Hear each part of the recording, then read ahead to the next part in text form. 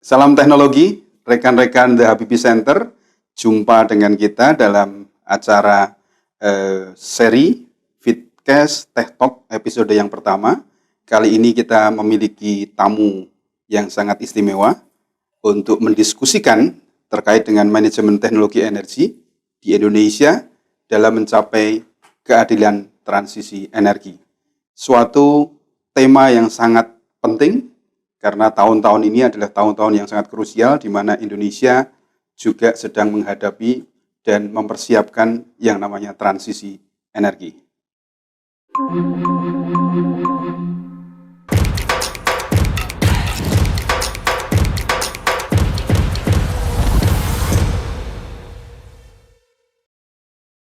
Baik, selamat siang Bapak Ilham Habibie. Selamat siang Ibu Enia, Profesor. Sebagai narasumber kali ini kita memiliki Dr. Ing Ilham Habibie. Beliau adalah Ketua Dewan Pembina The Habibie Center dan juga Ketua Tim Pelaksana Dewan Teknologi Informasi dan Komunikasi Nasional atau Wantiknas. Sementara Profesor Enia Listiani Dewi, beliau adalah Ketua Institut Demokrasi, Sains, Teknologi, dan Inovasi The Habibie Center, serta Profesor Riset bidang teknologi, proses elektrokimia, dan Badan Riset dari Badan Riset dan Inovasi Nasional. Sangat membahagiakan kita bisa bertemu dalam kesempatan kali ini. Ini adalah satu acara yang akan mengulik lebih banyak terkait dengan bagaimana kita melihat apa itu transisi energi, dan lebih penting lagi adalah terkait dengan manajemen teknologi energi itu sendiri. Bagaimana Indonesia bisa menggunakan semua resources yang ada, yang kita miliki, sekaligus berperan lebih aktif dalam perjalanan ke depan. Pak Ilham dan Profesor Enia, kita tahu bahwa transisi energi ini sudah bukan lagi masa nanti gitu ya. Artinya aman, masih jauh, Belanda masih jauh atau seperti apa. Tapi ini barang sudah ada di depan mata. Tahun-tahun sebelumnya kita selalu berupaya untuk memperkenalkan bagaimana dunia sudah berkembang, berjalan, kemudian ada penggunaan teknologi yang sangat menguntungkan dan memudahkan manusia. Tapi mostly semuanya menggunakan fossil energy dan sebagainya. Tahun-tahun ini dan ke depan kita semakin mendapatkan tekanan yang tinggi karena pemahaman bersama akan adanya global warming, kemudian climate change dan seterusnya, dan itu membuat kita semua harus menggunakan resources yang jauh lebih environmentally friendly dan sebagainya, termasuk di dalamnya adalah energi. Bagaimana ini aspek teknologi penting dalam proses transisi energi di Indonesia? Seperti apa sih sebenarnya? Apakah seperti kita bilang nanti kita masih bisa melakukannya nanti, atau ya harus dihadapi sekarang? Kami persilahkan dari Pak Ilham dulu nih ya. Saya persilakan Pak Ilham. Baik, ya.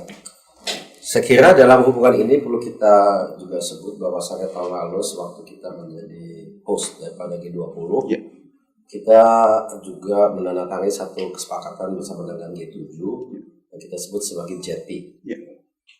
JETP adalah singkatan untuk Just Energy Transition Partnership. Jadi ada transisi energi, ada aspek keadilan, dan ada juga kemitraan dengan kelompok itu.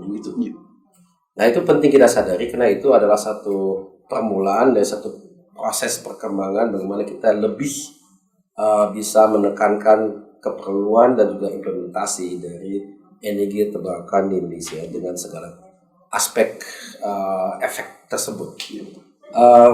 Sesungguhnya energi terbarukan sebetulnya sudah sebelumnya ada di Indonesia. Jadi ini bukan kita baru mulai dengan adanya JETP. Karena energi terbarukan ini kan ada banyak bentuknya. Benar. Yang kita belum melihat banyak, misalnya itu energi terbarukan berdasarkan tenaga surya. Ada tapi tidak terlalu banyak. Yang kita cukup banyak dan itu skala dunia misalnya itu adalah panas bumi. Kita Indonesia udah cukup lama mendalami itu dan kita nomor 2 di dunia. Setelah Amerika Serikat.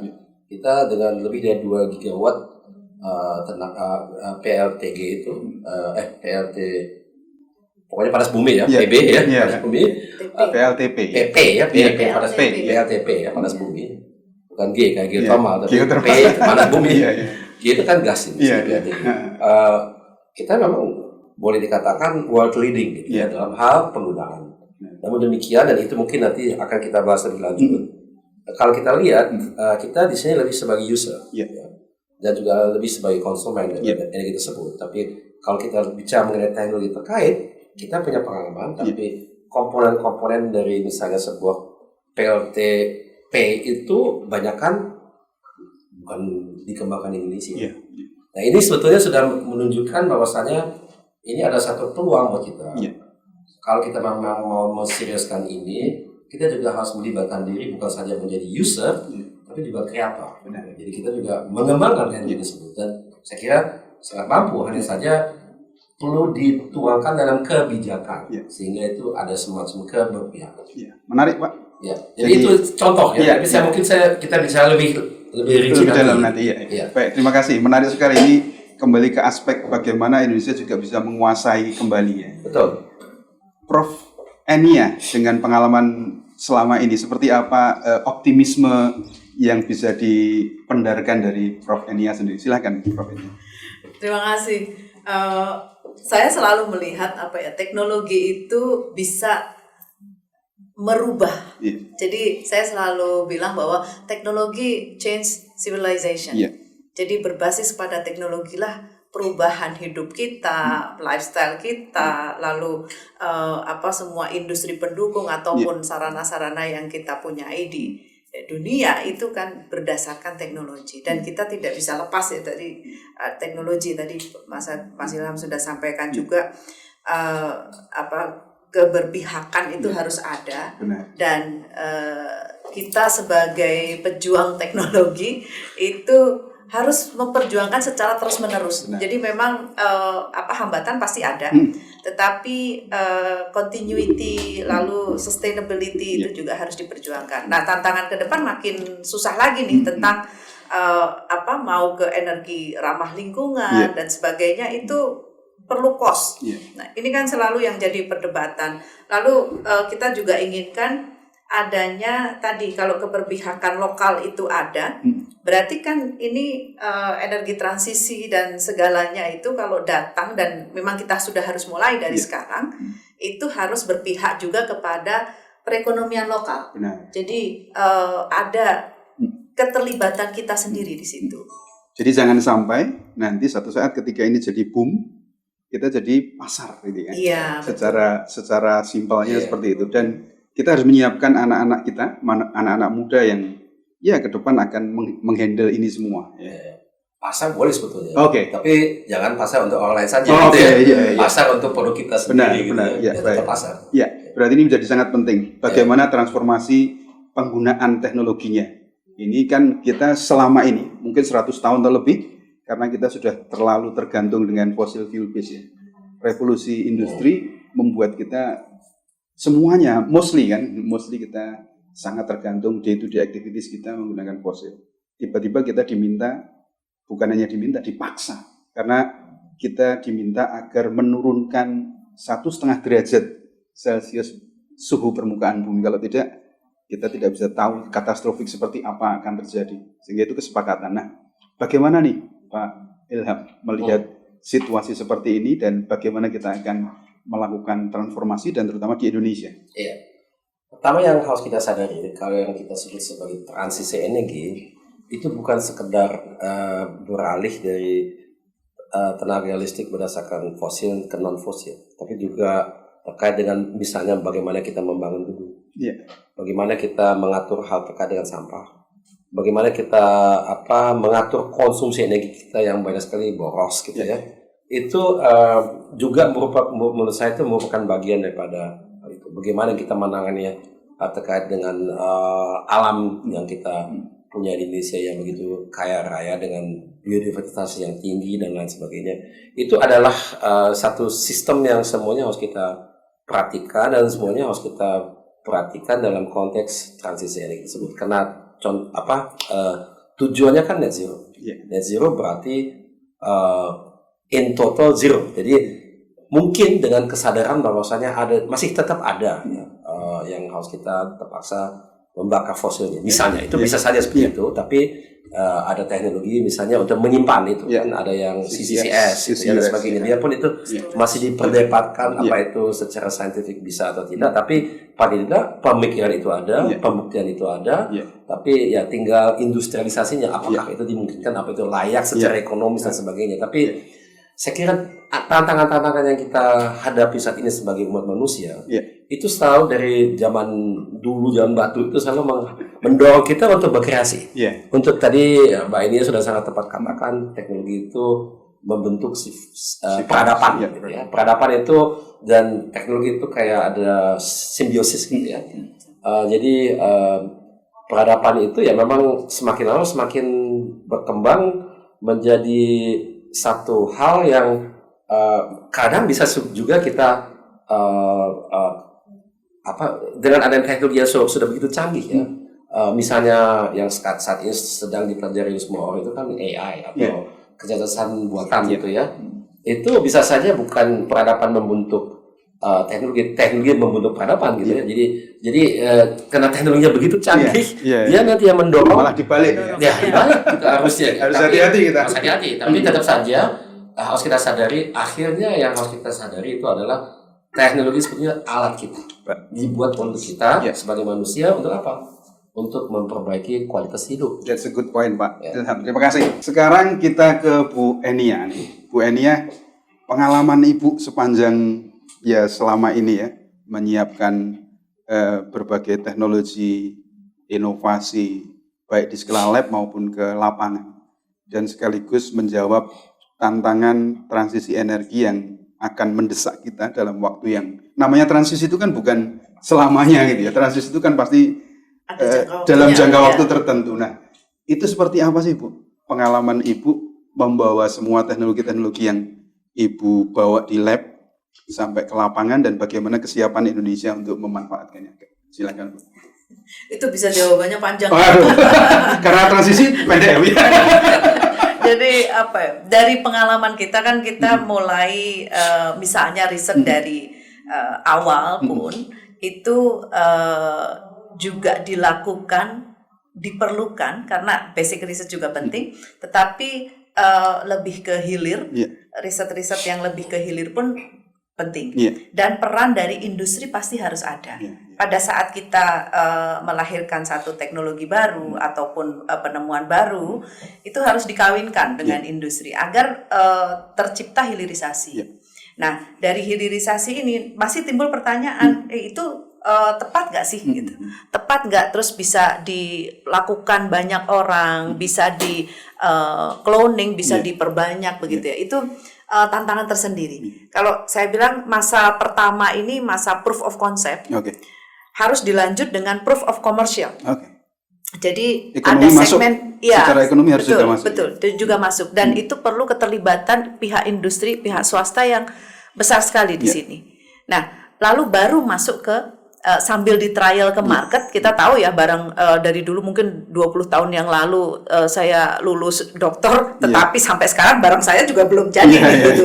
Nah, ini kan problem nih kan, problem. Tetapi mungkin karena sektornya juga, karena saya membahas energi baru sehingga pelaksanaannya itu mungkin belum, tetapi dari segmen yang lain kebutuhan energi itu ada.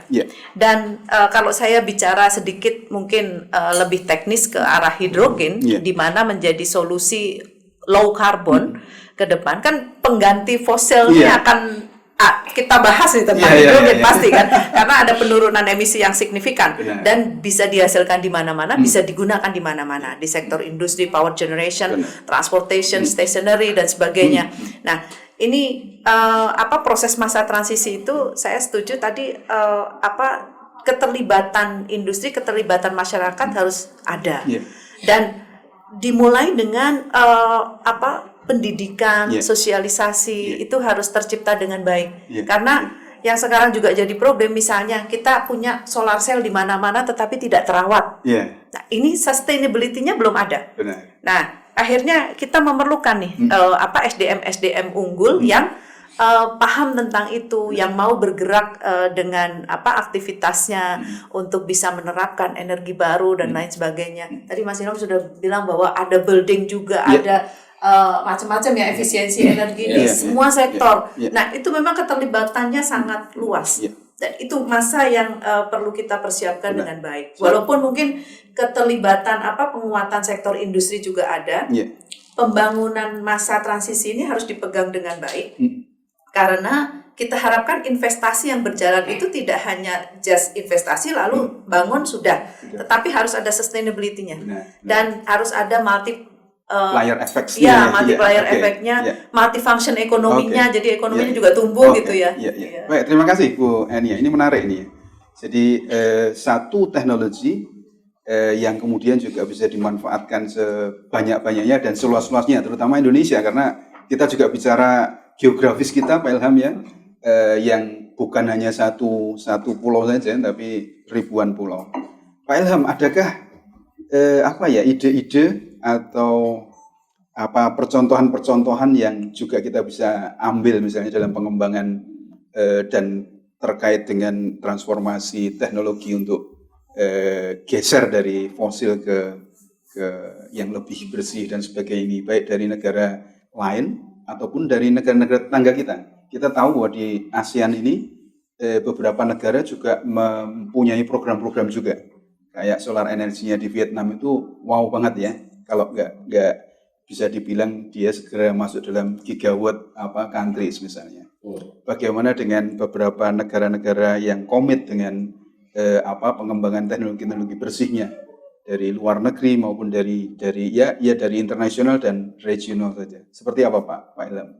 Ya, kalau kita sekarang fokus kepada menciptakan energinya, itu energi transisi energi itu kan seperti tadi saya katakan bukan saja soal kita dari fosil ke non fosil, tapi juga ada aspek-aspek lainnya. Kalau kita untuk menjawab pertanyaan Bapak ini sekarang fokus kepada aspek menciptakan energi dengan cara terbarukan itu, yang ada di tiap negara di ASEAN dan banyak negara lainnya itu yang namanya tenaga surya. Kita di Indonesia memang belum banyak, belum banyak pengalaman ada, tapi yang sudah menjadi kenyataan produksi jadi PLTS itu di Indonesia belum terlalu banyak. Di mana kalau saya tidak salah ingat yang paling besar se-ASEAN itu ada di Thailand itu lebih dari 100 megawatt. Di Indonesia belum ada. Memang itu kalau kita lihat rencana-rencana ke depannya bagaimana kita sebetulnya mau mencapai net zero itu, kebanyakan rencana saya pernah lihat itu mayoritas mutlak dari energi terbarukan itu dari tenaga surya. Ada yang sampai 90% lebih. Kenapa hal itu terjadi dan itu berbeda dengan misalnya pengalaman dengan negara misalnya di Eropa atau Amerika Utara? Karena di Indonesia, karena kita berada di khatulistiwa, tenaga bayu atau angin itu tidak terlalu besar ya. Itu merupakan salah satu alasan kuat kenapa di Indonesia itu memang kebanyakan harus ke tenaga surya. Kalau kita tidak, nah ini ada tantangan gitu. Kalau kita lihat mengapa tenaga angin itu tidak bisa diterapkan di Indonesia dengan jumlah banyak, karena pada umumnya turbin tenaga angin itu memerlukan kecepatan angin yang rata-rata tidak dicapai di Indonesia. Itu kalau mau secara konkret saja lebih dari 6 meter per detik. Kalau Indonesia rata-rata kurang dari itu. Memang ada kantong-kantong. Misalnya di Pulau Timur ada, di Sulsel ada, jadi Ponto kalau salah. Jadi Ponto dan Sidrap ada juga di bagian selatan, pesisir selatan di Pulau Jawa. Beberapa tempat lah ada, tapi itu perkecualian. Rata-ratanya tidak. Jadi kita semakin tergantung dengan tenaga itu. Bagaimana kita belajar dari negara-negara di Asia dan di tempat lainnya, ini memang ada secara teknis karena kita berada di tropis. Jadi ada beberapa faktor yang berbeda, misalnya kalau di Eropa bahkan harus diadaptasikan ya Pak ya. Iya, karena di situ udaranya lebih jernih. Benar. Karena lebih kering. Di sini lembab. Jadi ada faktor yang kita sebut sebagai haze. Haze alamiah bukan karena kebakaran hutan gitu. Itu juga haze. Nah itu di sini ada proses pembelajaran juga seperti kita ketahui kita hanya bisa beberapa jam sehari, jadi faktor menyimpan energi itu ada sangat penting dan juga apa yang kita belajar di negara lain itu bagaimana menangani gridnya, jaringannya. Iya. Karena masalah terkait dengan banyak tenaga terbarukan itu adalah dia intermittent. Benar. Kadang ada, kadang tidak ada. Iya. Jadi itu membuat gridnya itu untuk menanganinya itu sulit. Bukan Spesial. mustahil. Iya. Ada yang sudah bisa. Iya. Misalnya di Jerman, mereka sudah Iya. punya tenaga energi terbarukan lebih dari 50%. Oke. Itu semuanya surya dan angin. Oke. Dan angin juga sama, intermittent. Kadang-kadang tidak ya. Di mana periodenya berbeda dengan tenaga surya ya. Benar. Jadi ada banyak hal yang kita harus belajar dari negara lain dan kita juga tidak bisa copy paste dari Eropa atau Amerika karena mereka energi mixer berbeda dengan kita. Yang kita berbeda lagi dengan mereka itu kebanyakan negara tidak punya geothermal. Iya. Kebanyakan negara tidak punya, belum punya, dan itu mungkin satu hal yang belum kita maksimalkan dari segi penggunaan biomasa. Iya, biomasa itu dengan berbagai cara bisa entah dibakar langsung atau dibuat bioreaktor. Kita membuat gasnya baru dengan adanya fermentasi baru dibakar. Banyak sekali. Jadi kelihatan potensi untuk kita mengembangkan teknologi yang memang cocok dengan kita, dengan keadaan dan potensi tantangan kita yang kita temukan di Indonesia itu besar sekali. Sangat besar sekali. Biarpun kita bisa beli solusinya, bisa saja. Tapi ada kemungkinan besar tidak cocok. Karena memang keadaannya berbeda. Jadi mau tidak mau harus ada upaya untuk menyesuaikan, dan dari proses menyesuaikan itu timbullah pembelajaran pengetahuan suatu ketika kita bisa bersendiri. Benar. Ini penting sekali Pak Ilham. Spirit untuk menguasai teknologi menjadi dapat lagi karena apa? Sikonnya kita juga nggak bisa copy paste sama sekali mentah-mentah. Indonesia dengan segala situasi dan kondisi tadi resources dari natural resources itu kan sangat spesial, spesifik sekali ya. Dari suryanya sendiri, kemudian dari anginnya, karakteristiknya, belum lagi nanti biomass. Kita juga punya lautan nih Pak Ilham. Itu apalagi ya? Pasang surut, ombak, arus laut. Itu potensi-potensi yang dimanapun di dunia ini belum ada yang boleh dikatakan mainstream. Ada di Inggris misalnya ada pasang surutnya. Di Italia ada contoh untuk arus laut. Tapi itu baru contoh kecil-kecil. Belum bisa menjadi. Tapi kita dengan negara kita 70% laut. Benar. Tidak salah kalau kita juga ada upaya untuk mengembangkan energi terbarukan berdasarkan tenaga yang kita temukan di laut. Terima kasih. Menarik. Prof Enia, ini tadi kita sudah bicara luar dan sebagainya, dalam juga ya. Nah, ini tantangannya seperti apa ini? Kita bisa membawa ini semua. Teknologi itu kan kalau andai pun itu harus diadopsi, harus diambil. Tadi ada peran-peran dari kelembagaan yang juga harus memastikan bahwa teknologinya ready dan kemudian mana yang cocok dan sebagainya ya. Seperti apa Indonesia harus menangkap itu, Bu? Ini tadi sudah disinggung yang per region ya. Saya juga sangat setuju energi itu decentralized dan based on their own resources. Jadi kalau di Sumatera mungkin banyak gas dan banyak kelapa sawit gitu ya. Kalau di East itu kan banyak intensitas cahaya, angin. Lalu mungkin Kalimantan kita sering menyebut Kayan itu potensi air juga ada. Dulu potensi kajian Membramo juga ada ya yang di Papua. Ini potensinya kan masing-masing. Nah, kita harus memikirkan size-nya juga. Jadi selain decentralized by resources, lalu size-nya harus fit juga. Jadi di situ dibangun besar, tapi yang demand-nya nggak ada kan juga nggak tepat. Nah, pada saat kita memilih juga teknologi yang harus di-adjust ke kita, itu ada faktor seperti fungsi kelembagaan yang menyinggung masalah mungkin clearing teknologi. Terus audit teknologi itu kan harus berdiri sehingga kita bisa menempatkan secara tepat, proporsional. Dan saya juga setuju untuk geothermal itu harusnya menjadi base load dari elektrisiti kita. Tapi ini belum banyak digali nih. Baru 0, berapa persen itu ya geothermal terutama. Dan kemampuan kita untuk menggali geothermal itu sudah bisa dilakukan. Dan karena mungkin itu decentralized tadi, memang harus ada satu konsep ya untuk membuat. Kita kan sudah pernah membuat unit geothermal 3 megawatt dengan TKDN sampai 65%. Nah, tetapi pada saat industri ini mau membuat, dia perlu demand 20 lokasi. Nah, 20 lokasi di mana? Match-nya terus dimana? iya, kalau nggak 20 lokasi itu dilakukan oleh si industri ini, ya nggak masuk ekonominya. Nah, peran pemerintah ini harus menjamin 20 itu terlaksana gitu. Padahal itu tidak gampang kan? Betul. Nanti aspek apa? Harus harus digelindingkan itu. Jadi aspek ekonominya timbul. Benar.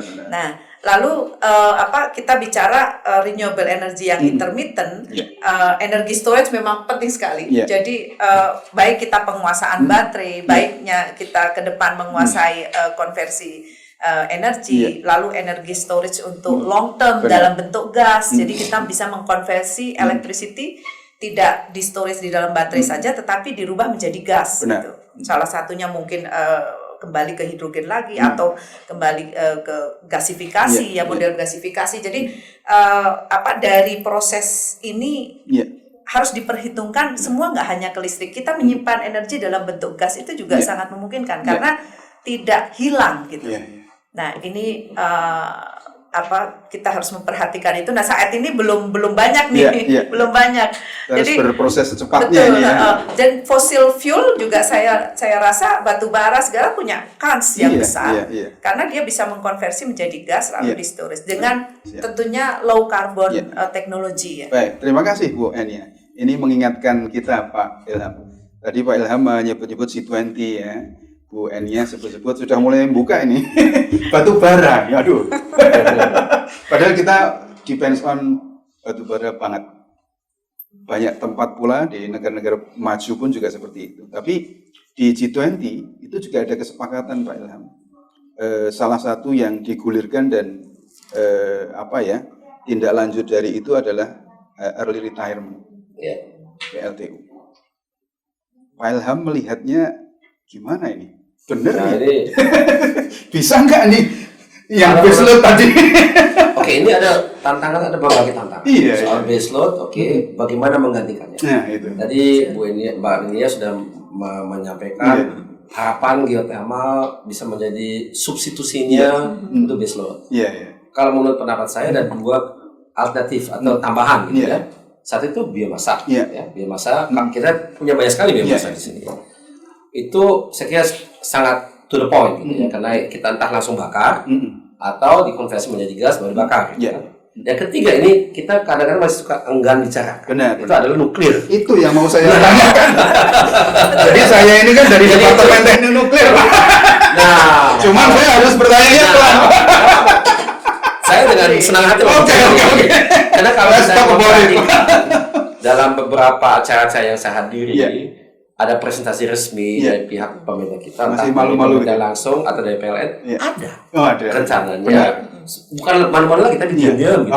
Tanpa ada yang diskusi gitu. Jadi udah kelihatan nuklir mungkin kalau saya tidak salah ingat di atas 2040 mulai ada.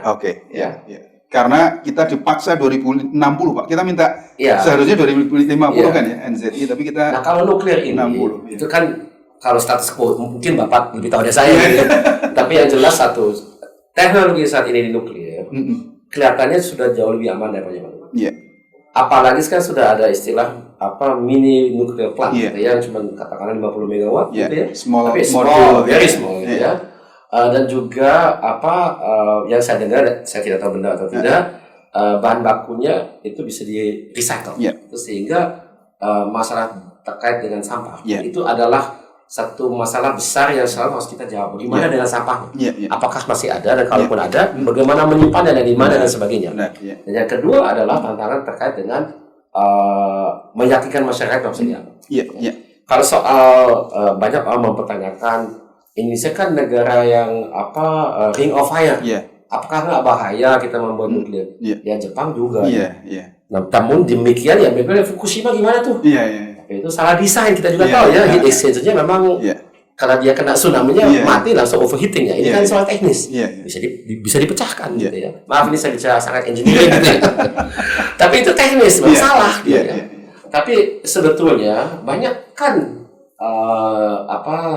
tenaga nuklir itu di dunia ini dia jalan dengan baik-baik aja. Iya. Jadi ada orang yang bilang, oh kita nggak bisa manage, kita belum punya kemampuan manage. Bisa misalnya kalau kita nggak yakin, di outsource aja dulu kepada orang lain. Kita dilatih satu ketika juga bisa, jangan terlalu a priori gitu ya, jangan. Ya, itu menurut saya perlu dibahas. Saya tidak mengatakan iya atau tidak, tapi ini adalah satu kenyataan yang harus kita terima.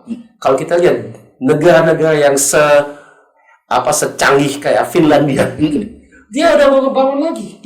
Dan itu memang banyak di negara Finlandia juga ada banyak yang tertekan, tapi dia membuktikan itu nggak ada pengaruh. Misalnya air panasnya atau air hangatnya yang diperlukan untuk cooling, dia melepaskan lagi ke lautnya. Gitu. Dia memperhatikan apa itu ada dampak kepada ekosistem di situ. Gimana dengan ikannya, gimana dengan tumbuhan-tumbuhan lainnya di dalam lautnya gitu. Ternyata bisa dikelola. Tapi ini memang perlu dikaji. Dan perlu disesuaikan dengan keadaan di Indonesia. Kalau kalau misalnya kita takut dengan Ring of Fire, buatlah di Kalimantan misalnya, itu kan tidak ada gunung api, atau di Bangka Belitung atau di Jawa ada satu lokasi kalau nggak salah di Muria itu kayaknya juga secara geologi sudah lama ada gitu ya. Nah itu maksudnya jangan kita terlalu a priori, nggak boleh gitu dikaji. Nanti secara bijak dibuat satu keputusan. Baik, menarik sekali Pak Ilham. Sebagai informasi Pak Ilham dan Bu Enia, saya kebetulan jadi panelis debat Presiden 2019 Pak. Saat itu keinginan saya simpel saja, nuklir go or no go, karena kembali ke policy kan Bu ya. Nah ini Bu Enia, kita bisa tanya nih, kalau keputusan bagaimanapun seperti tadi nuklir dan sebagainya, pemilihan teknologi dan sebagainya juga kembali ke policy. Bu Enia seperti apa nih? Bagaimana kita sebagai scientist, teknologis yang harus masuk dan mempengaruhi dalam tanda kutip ya, memastikan masukan-masukannya untuk pengambil keputusan, pengambil kebijakan, agar bisa mengambil kebijakan itu belajar dari kasus COVID kemarin, harusnya based on science and technology. Seperti apa Bu? Setuju sekali ya, kalau balik ke nuklir dulu, ini kan ada usulan perubahan kan, nuklir dipercepat, Mas. Jadi 2032 itu 1 sampai 2 giga nuklir. Tetapi itu 9 tahun dari sekarang. Harus sekarang dong mulainya. Benar. Karena 10 tahun ya. Sudah ada tahun 31. Sudah ada. Diusulkan perubahan. Diusulkan perubahan roadmap net zero. Sudah lebih cepat lagi. Nah, di sini pasti nih problemnya adalah perubahan keputusan kan.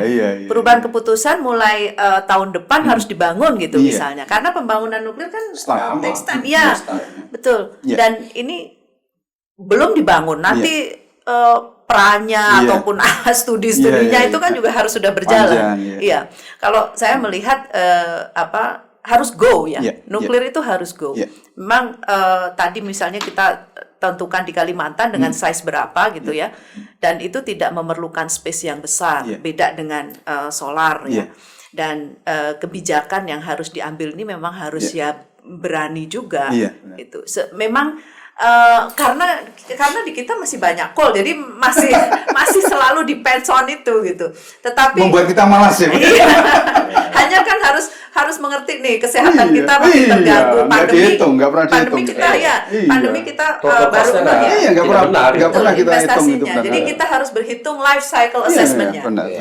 Jadi berapa emisi yang diturunkan. Nah, kalau di ke arah net zero tadi itu semua harus dicoba, semua harus dilakukan. Karena there is no single solution for just energy transition ini, dan semua harus bergerak bareng. Nah, ini seringkali kita kan ingin begini nih, para periset ini upayanya itu sampai kepada pengambil keputusan gitu. Jadi dari kita tuh kadang selalu banyak analisa ya, banyak analisa gitu disampaikan jadi publikasi dan sebagainya, tetapi ini belum menjadi satu keputusan kebijakan. Nah, rekomendasi kebijakan itu harus nyambung nih antara kalau sekarang ada satu single fighter dari Badan Riset Inovasi Nasional itu harus bisa mempengaruhi. Nah, data yang sudah dilakukan ataupun pekerjaan-pekerjaan para periset itu Coba kita gali lagi, walaupun mungkin belum sampai ke high technology. Tadi di outsource gitu ya, di outsource kita datangkan dari luar, kita bangun bersama, itu memerlukan kolaborasi. Sekarang kan kolaborasi, bukan harus dari kita sendiri, harus dari kita sendiri, harus kita bangun bersama. Nah, saya juga berharap ya pengambil keputusan itu juga selalu menimbang referensi dari berbagai pihak, termasuk para periset. Benar. Gitu. Jadi karena kita melihatnya nih, misalnya sekarang saya sedang bersuara tentang ekosistem hidrogen gitu, harus dimulai dan sebagainya. Nah ini pendekatannya itu memang kepada pemerintah dulu nih, karena industri ini sudah tinggal nunggu. Sebetulnya mereka there is a technology gitu dari luar, dari ini combine untuk transfer teknologi, untuk lokal konten dan lain sebagainya ada. Tapi nunggu kebijakannya, sehingga saya pun sekarang udah roadmapnya harus ada. Nah, negara kita paling jago bikin roadmap, tetapi action plan-nya itu yang perlu dilakukan. Nah, pengambil kebijakan harus strict on the line gitu, untuk melakukannya step by step, benar action plan-nya. Menarik. Ya, mudah-mudahan ini. Iya. Menarik. Dan ini tahun-tahun krusial juga ini. Buat roadmap tapi kesasar. Ntar garisnya dimundurin gitu. Kita bisa nawar. Baik, ini Pak Habibie, Pak Ilham, menarik ya apa yang kalau kita bisa melihat tadi sudah agak dikomplekskan ya, bahwa selain riset ini kita juga kan tadi singgung-singgung ekonominya juga harus masuk dan sebagainya. Tentunya tidak hanya peran satu institusi saja, tapi akan perlu melibatkan dari swasta, masyarakat dan sebagainya. Nah, bagaimana sih pentingnya semua itu bisa mengambil peran dan menentukan tadi termasuk roadmap dan sekaligus memastikan lah ya, jangan-jangan kalau kita memastikan ini ternyata belum siap pendukungnya dan sebagainya, seperti apa? Betul. Saya kira begini, salah satu hal yang paling lemah dalam negara kita, sistem kita untuk bekerja dan hidup dan itu di Indonesia itu adalah hubungan di antara akademia atau dunia penelitian dan industri. Industri itu yang dikatakan Mbak Nia itu idealnya seperti itu. Kita memang melibatkan industri.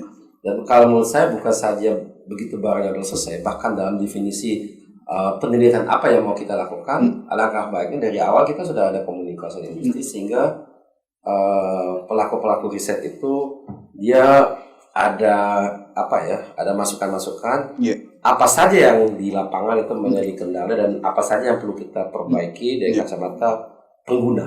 Ya. Jadi saya tidak katakan bahwa itu saja, tapi itu adalah masukan yang sangat bermanfaat. Itu di Indonesia lemah. Tapi kenapa dia lemah? Memang industrinya di kita itu perlu diperkuat. Kita lihat saja sekarang secara super makro.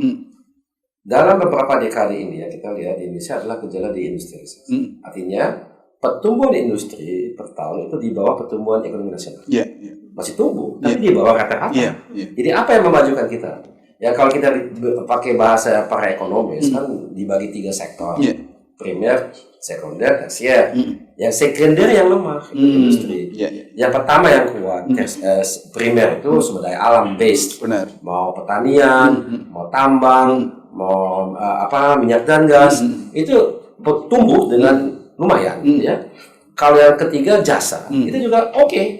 Tapi yang kita missing kadang itu menyebut gitu kayaknya negara ekonomi kita lompat langsung dari primer ke tersier, tapi ada sekundernya ada kan di kita bukan nol. Tapi mestinya pertumbuhan ekonomi kita di fase-fase tertentu lebih didorong oleh penguatannya industri. Kalau kita putar roda waktu kita kembali kurang lebih 20 tahun dan 15 tahun, kita masih berada di 26-78% PDB itu dari industri. Sekarang di bawah 20%. Jadi tahun ke tahun menurun. Biarpun kita sudah menekankan genjot yang namanya hilirisasi. Tidak banyak membantu dalam hal itu. Tetap saja deindustrialisasi terjadi. Jadi apa yang harus kita buat? Ya kita harus reformulasi atau memperkuat kebijakan bagaimana kita mendorong ekonomi kita menjadi ekonomi maju dengan adanya memperkuat industri. Dan industri itu tidak bisa hidup tanpa ada penelitian dan pengembangan produk baru dan juga teknologi baru. Jadi teknologi kita bisa kembangkan, misalnya sektor akademia, penelitian yang banyak berada di pemerintah itu kuat, bisa saja kuat. Tapi ini harus ada estafetnya. Siapa yang menggunakan teknologi tersebut? Nah itu yang yang di Indonesia masih missing, itu masih kurang. Oke. Upaya untuk mengambil peluang-peluang itu, dan kita harus menguatkan lagi, jangan lagi deindustrialisasi trending itu terus berjalan ya. Kita harus fight untuk menaikkan lagi primer, sekunder, tersier. Sekundernya harus dinaikkan ya. Baik, menarik Pak Ilham. Ini sekarang kita akan coba mendiskusikan terkait dengan upaya-upaya yang kita bisa lakukan, Bu Enia. Kita tahu bahwa teknologi energi baru dan terbarukan, kalau kita mau masukkan nuklir dan hidrogen maupun amonia ya Bu ya, itu baru ya, part of baru, meskipun barunya di sana tidak baru-baru amat ya Pak, tapi di kita masih baru lah ya, dan terbarukan tentunya. Nah ini kita melihat Indonesia ini gimana? Melihat ada opportunity, peluang yang masuk, gelombang-gelombangnya akan banyak dan berdatangan. Apakah kita hanya akan jadi penonton saja, atau kita menyiapkan diri mengambil peluang-peluang itu, baik itu internasional level maupun sampai di level kita lokal Indonesia. Seperti apa Bu Eni? Tentu saja kita nggak ingin terperangkap di dalam middle income ya. Nah, pengungkitnya adalah teknologi tadi. Lalu industri secondary tadi memang harus dikuatkan. Saya juga sangat setuju. Industri manufaktur kita itu lemah banget. Dan kita harapkan itu bertumbuh, tetapi kok ya nggak tumbuh juga gitu. Yang tumbuh malah tadi yang jasa dan sebagainya gitu. Nah, di sini nih problemnya sepertinya skill ya, SDM yang punya skill. Lalu pada saat kita bicara new technology, kita pun harus adaptif terhadap teknologi baru itu dengan meningkatkan kapabilitas SDM. Nah, ini tergantung dengan popular culture yang sedang ini nggak ya Bu ya, kira-kira sukanya cuma make, senang, betul. Tren gitu gimana? Maunya yang gampang-gampang aja masalahnya. Ini kalau mau bikin sesuatu gitu, wah mikirnya udah jauh ini gimana sih yang gampang gitu. Padahal unsur manufacturing kita itu sangat punya potensi banyak. Kita mau kedatangan 421 gigawatt solar, tapi pabriknya nggak ada. Terus integrated factory-nya saja, nggak hanya kita membangun lapangan pekerjaan itu kan bisa dari sedikit demi sedikit lokal konten yang kita hilirisasikan. Mungkin belum key teknologi, tetapi kepada assembling atau apa, itu pun sudah membuka lapangan pekerjaan. Nah, saya melihat kondisi ya, kemarin baru visit dari industri, ternyata kebijakan sangat mempengaruhi hal itu. Oh, ternyata ada kebijakan yang berlawanan nih dengan penerapan fotovoltaik. Inginnya begini, tetap udah mau bangun industri, tetapi ternyata demand-nya belum ada. Nah, ini yang yang menjadi obstacle dari industri-industri kita. Dia pengen misalnya membuat kendaraan listrik. Nah, membuat kendaraan listrik ini sudah dipacu nih pemerintah dengan berbagai insentif, tapi belum juga nih running. Ternyata usernya belum mau, belum mau berubah dari fosil ke ini kendaraan listrik. Kenyamanan terlalu.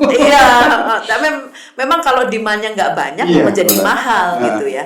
Nah, pada masa yang seperti ini kan masih sulit. Ini kita tadi ambil dari luar untuk masuk dulu, asal kita jalan dulu gitu ya. Itu lebih adaptif terhadap kondisi negara kita. Yang pasti lifestyle-nya bergerak lebih dulu gitu ya. Itu termasuk nanti nuklir juga acceptance-nya itu perlu digoreng dulu. Nggak hanya goreng yang ini, tapi goreng yang isu-isu lingkungan yang sangat ini memberi orang memberikan pandangan untuk berubah pikiran seperti itu ya. Itu pun harus dilakukan. Nah, untuk mengingat ya memang kombinasi yang tadi ya, industri mau masyarakat ataupun keterlibatan pemerintah juga meriset, ini semuanya harus masuk. Pengalaman pandemi kita itu kan semua kayak terdorong ya dalam satu tempat sehingga bisa bergerak lebih cepat. Waktu itu ventilator langsung jadi gitu. Di Jogja langsung tumbuh tuh industrinya, ya kan? Karena semua satu visi. Nah, ini yang dalam masa transisi energi terutama, kita pun harus satu visi, gitu. Punya pandangan yang sama, merubah diri yang sama, pengen lebih sehat, gitu ya. Jadi itu yang harus juga. Jadi kita harus optimis juga bahwa di tahun-tahun yang krusial seperti kemarin pun Indonesia bisa. Bisa, betul. Menarik. Kita pasti bisa. Pasti bisa. Pak Ilham, gimana ini kita harus menyiapkan manajemen teknologi energi khususnya? Tadi kita tahu bahwa sosial itu ternyata juga bukan hanya pada nuklir saja, Pak Ilham. Untuk geotermal, kita juga pernah mengalami beberapa tempat penolakan dan sebagainya. Artinya ini juga bukan satu case yang sederhana. Kita pikir energi terbarukan pasti diterima lah, karena ini kan pasti pro lingkungan dan sebagainya. Ternyata situasi sosial juga bisa menentukan kami tidak mau dipakai, lokasi kami tidak mau dieksploitasi dan seterusnya. Itu juga terjadi. Nah, bagaimana nih kita akan melihat ke depan nih Pak Ilham, melihat lebih ke positivisme ya, istilahnya apa ya, lebih ke optimisme dan seterusnya. Kita harus memakai semua resources itu, tetapi kita juga harus mengembangkan kemampuan juga di dalam negeri dan sekaligus memanfaatkan semua resources yang ada untuk Indonesia. Oke, tadi kan kata kuncinya manajemen teknologi. Benar. Jadi kalau kita lihat manajemen teknologi itu kita harus mengkaji teknologi di fase apa? Fase penciptaan teknologi, fase penerapan, dan juga mungkin fase adanya pergantian, disubstitusikan dengan yang lain. Ya. Itu yang sedang terjadi kan, transisi. Ya kalau saat ini yang saya merasakan di Indonesia itu kuat itu atau banyak pengalaman itu penerapan. Kita kan ya semuanya untuk solusi untuk masalah-masalah tantangan kita pasti perlu teknologi. Dia pun teknologi itu tidak berasal dari kita, ya kita tetap harus menerapkan. Ya di situ ada banyak pengalaman yang kita punyai, dan di situ ya ada case-case kayak misalnya ada satu PLTP di tempat A tapi ditolak masyarakat. Nah ini mungkin bagian daripada memperkenalkan teknologi itu kepada masyarakat. Kemudian ada terkait dengan humasnya Jadi itu aspek humas daripada teknologi tersebut. Tapi part of management juga. Part of management, tapi itu menurut saya adalah bukan hambatan utamanya. Saya kira waktu kejadian itu mungkin pendekatannya mungkin tidak sesuai dengan apa yang diperlukan. Itu dari situ bisa belajar, bisa lagi dicoba dengan cara yang berbeda. Pada akhirnya kan masyarakat, saya kira dia satu ketika akan mengerti itu bahwa itu tidak bahaya. Kemudian ya yang akan dinikmati adalah ya adanya energi tersebut. Benar. Jadi dia juga bisa melihat adanya manfaat buat dirinya karena ada peningkatan daripada kesejahteraan dan juga dari situasi energinya. Kemudian yang masih lemah di Indonesia itu adalah manajemen di awal itu. Menciptakan teknologi, bukan teknologi demi teknologi, tapi teknologi menjadi inovasi, menjadi produk, masuk ke industri.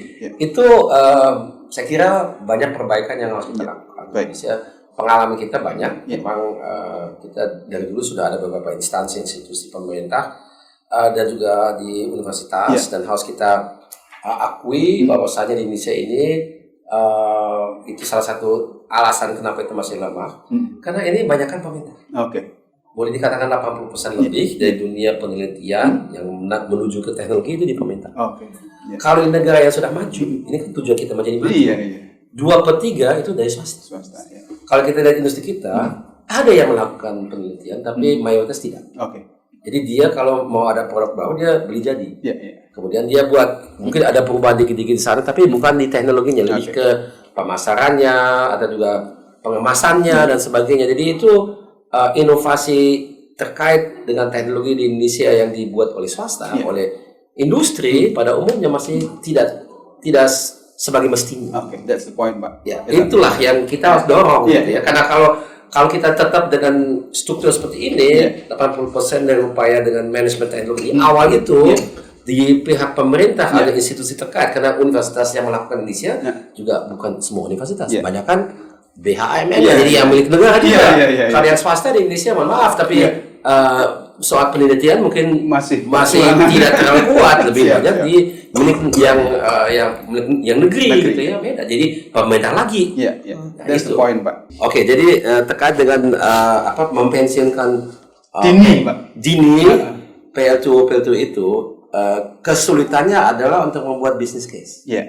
Karena ini kalau kita menggunakan bahasa investasi, bagaimana kita bisa mempensiunkan sesuatu itu hanya bisa bayar dengan penalti, tapi uangnya itu nggak akan balik. Nah, ini memang masih harus dikaji bagaimana caranya. Nah, dugaan saya adalah itu, tapi ini pendapat saya pribadi ya, itu bisa dikaitkan dengan adanya carbon credit. Karena carbon credit itu kan dia tidak emisikan lagi karbonnya, sehingga itu bisa dikompensasikan. Dia mendapatkan sesuatu, tapi itu mekanisme carbon credit di dunia ini belum berfungsi dengan baik karena tidak ada kesepakatan dunia lagi secara umum, karena setelah terhenti Kyoto Protocol tidak ada lagi. Tapi itu perlu ada, mungkin itu ya kalau kita lihat di COP COP mendatang itu perlu ada kesepakatan lagi. Kalau tidak, bagaimana bisa mempensiunkan? Itu cuma membayar aja tapi uangnya hilang gitu ya, nggak ada, is no investment case. Jadi kalau kita, ya itu menurut saya ya. Jadi bukan soal ini hilang, kita menggantikan dengan apa, tapi bagi yang harus mempensiunkan PLTU-nya terlebih dahulu, dia kan belum dapat kembali return of investment-nya. Dia kan perlu kompensasi. Pasti pengusaha akan berpikir untuk itu. Dia begitu, dia sudah ada kontrak. Jadi bagaimana caranya? Kalau perkiraan saya itu bisa dengan carbon credit. Tapi ini adalah satu hal yang belum dikaji. Tapi apalagi kalau bukan baik. Terima kasih. Itu aja ya. Dari saya juga selalu bilang ke perusahaan batubara, akan mau diadakan pajak karbon, ya kan? Pajak karbonnya ada, dia bayar gitu ya. Tetapi di sisi lain dia juga harus berupaya untuk menurunkan emisinya. Mau itu konversi ke coal to material, coal to petrochemicals, coal to gas gitu ya. Ada berbagai macam cara kan. Nah, di situ dia kompensasinya adalah carbon credit. Jadi dapat karbon dari sini, bayar pajak karbon gitu, itu keuntungan bisa didapatkan. Iya betul, bisa didapatkan. Sininya carbon kreditnya ini belum. Masih perdebatan. Untuk membuat itu menjadi real nih. Baik, saya akan menutup pertanyaan untuk Bu Enia. Tadi Pak Ilham sudah menyebut-nyebut bahwa ketika kita bicara tentang manajemen teknologi tadi, ternyata kita juga harus melakukan penyiapan ke sisi masyarakat maupun swastanya. Nah, ini dari sisi riset nih Bu, riset yang sudah dilakukan ini ya, agar teknologi energi ini bisa berkelanjutan, bagaimana nih peluang dan strategi pelibatan masyarakat maupun swastanya tadi untuk pengelolaan energi di Indonesia. Ini penutup dari Bu Enia. Satu, yang industri nih. Saya berkunjung ke Cina, Korea, Jepang, dan beberapa negara ya. Di situ ada fasilitas untuk startup. Itu 3 tahun free. Pajak free, sewa disediakan gedung. Itu spesifik untuk energi juga? Atau semua? Iya. Dan apapun ya. Dia apalagi dari manufacturing, dia mau import sesuatu bahan dan sebagainya di-free-kan, dan itu 3 tahun. Dan biasa di dalam bisnis kalau 3 tahun nggak benar-benar rugi terus ya nggak ngerti kan ya. Tetapi dia punya peluang untuk difasilitasi lebih dahulu. Nah ini kan saya tadi bilang yang proof of commercial kan harus ada kebijakan yang melindungi seperti itu. Setelah itu baru bergulir untuk mendistribusikan produk dan sebagainya. Dan ini keberpihakan terhadap industri awal. Kalau saya bilang juga initial market itu harus ditanggung oleh pemerintah juga. Kita memasukkan di undang-undang itu, undang-undang Sisna Siptek. Initial market ini ditanggung oleh pemerintah. Jadi ada bagian proof of commercial ini masih ada keterlibatan pemerintah memang, tetapi industri sudah masuk banyak. Begitu sudah komersial sudah lepas ke industri ya. Nah, ini sektor ini yang belum tergarap ini. Nah, lalu ya kalau kita bicara tentang sosial ke masyarakat, keterlibatan masyarakat lokal, apalagi untuk energi. sustainability-nya tuh harus dibangun. Kita bangun PLTS di Sumba, di mana, di Flores, yang daerahnya nggak ada orang. Lalu akhirnya bangun saja, hibah, tetapi hibahnya juga nggak jelas gitu ya. Dan di situ local people-nya itu belum teredukasi.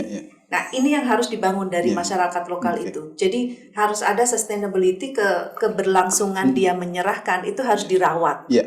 Padahal misalnya ada energi baru biomasa dan sebagainya, keterlibatan masyarakat lokal yang tadi ngirim bahan baku biomasa ada gitu. Tetapi continuity-nya itu belum tercipta. Nah, ini saya rasa kita perlu sosialisasi sampai mendasar ya. Kalau dulu dibilang agent of apa itu yang sampai ke desa itu hidupkan lagi Karang Taruna lah gitu. Jadi mungkin bisa menjadi solusi. Memang kita perlu local champion. Saya menyebutnya local champion. Nah, ini yang harus digaungkan, apalagi energi baru dan keterlibatan masyarakat sampai ujung. Sangat penting. Baik, terima kasih. Ini menarik sekali diskusi kita ya.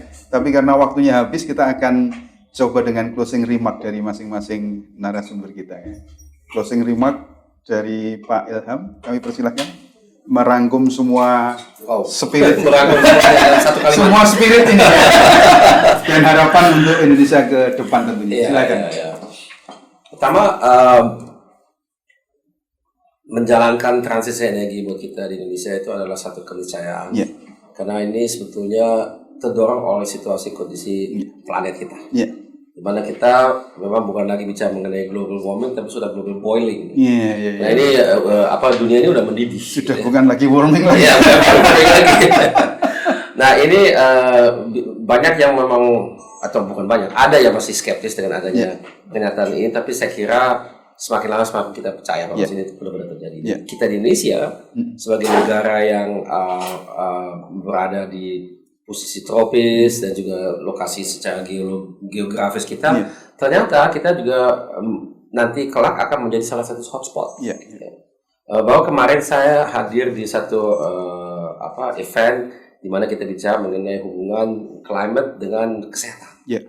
Ternyata kalau kita tidak hati-hati, nanti suhu rata-rata Indonesia yang meningkat, para nyamuk itu mereka menggigit manusia lebih sering kalau dia suhunya meningkat. Dengan kata lain, yang kita akan melihat itu ya peningkatan adanya malaria dan dengue. Jadi itu hal seperti itulah perlu kita juga perhatikan dan itu memotivasikan kita untuk wajib kita menjalankan transisi energi demi kesehatan kita, masa depan kita dan juga dunia. Karena iklim itu satu hal yang global. Itu seperti COVID. Jadi cuman saya selalu menyebut iklim itu kayak slow COVID. COVID itu kalau ada satu orang terkena di Amerika Selatan, besok atau misalnya udah kena di Indonesia gitu ya. Kalau iklim itu perlu beberapa dekade lama, tapi satu dunia itu terkena. Pasti. Itu yang mungkin tantangannya. Kesempatannya tentu selalu ada.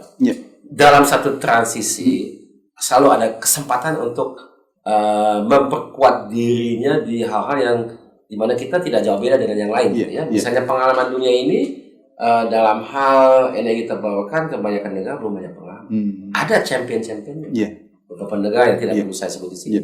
Tapi dari sekian ratus negara, mungkin cuma berapa persen aja, single digit yang punya negara yang. Marilah kita bermitra dengan mereka, kita belajar, kemudian kita kolaborasi, kita kembangkan sendiri. Ini peluang untuk industri, untuk orang-orang kita maju ke depan, untuk membangun ekonomi kita dengan adanya industri yang memang menjadi lebih kuat dengan adanya kesempatan dalam transisi ini. Begini, Bang. Terima kasih Pak Ilham untuk short yang panjang. Message-nya, long short-nya. Nah, ini kesempatan kedua untuk Ibu Eni ya. Kami persilahkan untuk juga merangkum sekaligus memberikan pesan-pesan positif dan optimis ya ke depan untuk Indonesia dalam rangka menangkap peluang transisi energi. Silakan. Transisi energi harus menghadirkan ekonomi lokal. Very short kan? Very short. Jadi long short. Yang terakhir, please walk the talk. Sudah itu saja. Oh, Keren, dinamis. baik. Penutup yang sangat apa ini ya, sangat melengkapi dari satu dan yang lain dari Pak Ilham maupun Bu Enia. Kami ucapkan terima kasih atas waktu, kesempatan sekaligus apa ya, diskusi yang sangat mencerahkan kita semua. Saya yakin rekan-rekan The Habibie Center menangkap isu-isu ini tadi yang kita diskusikan dengan ringan sebenarnya. Semoga message-nya juga dapat ya, meskipun tadi Pak Ilham maupun Prof. Enia pengen lebih dalam, tapi terlalu berat nanti kalau lebih dalam ya. Kita anggap ini tadi adalah obrolan yang bisa memantik isu-isu kekinian terkait dengan transisi energi, sekaligus memberikan pantikan optimisme bahwa Indonesia harus mengambil peluang itu, sekaligus menjadi pemain utama untuk era transisi energi ini, karena ini adalah satu keniscayaan yang harus kita hadapi, karena Indonesia bagian dari dunia dan dunia berubah, bukan lagi global warming, tapi tadi kata Pak Ilham global boiling, artinya sudah mendidih. Ya, terima kasih, semoga kita bisa bertemu di lain kesempatan. Salam teknologi.